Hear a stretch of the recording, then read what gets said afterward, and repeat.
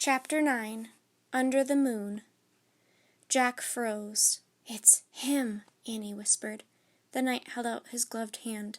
"Come on, Jack," Annie said. "Where are you going?" said Jack. "He wants to help us," said Annie. "How do you know?" said Jack. "I can just tell," said Annie. Annie stepped toward the house. The knight dismounted. The knight picked Annie up and put her on the back of his horse. "Come on, Jack," Annie called. Jack moved slowly toward the knight. The knight lifted him up too, and put him on the horse behind Annie. The knight then got on behind them. He slapped the reins. The black horse cantered beside the moonlit water of the moat. Jack rocked back and forth in the saddle. The wind blew his hair. He felt very brave and very powerful. He felt as if he could ride forever on this horse, with this mysterious knight, over the ocean, over the world, over the moon. A hawk shrieked in the distance.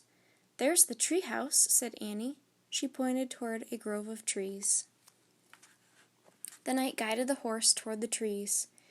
"See, there it is," Annie said, pointing to the ladder. The knight brought his horse to a stop. He dismounted and helped Annie and Jack down. "Thank you, sir," Annie said. She bowed. "Thank you," said Jack. He bowed too.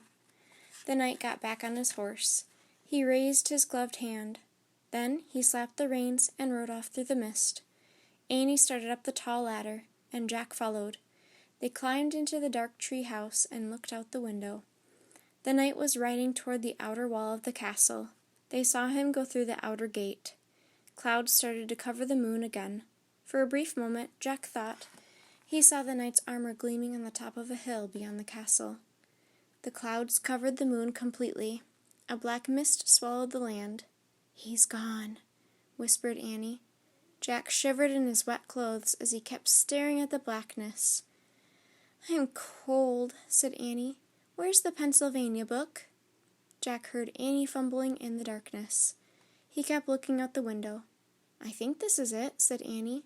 "I feel a silk bookmark." Jack was only half listening.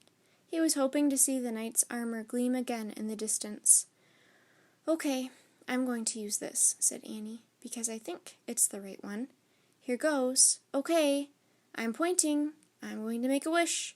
I wish we could go to Frog Creek." Jack heard the wind begin to blow softly. "I hope I pointed to the right picture in the right book," said Annie. "What?" Jack looked back at her. "Right picture? Right book?" The treehouse began to rock. The wind got louder and louder. "I hope it wasn't the dinosaur book," said Annie. "Stop!" Jack shouted at the treehouse. Too late. The treehouse started to spin. It spun faster and faster.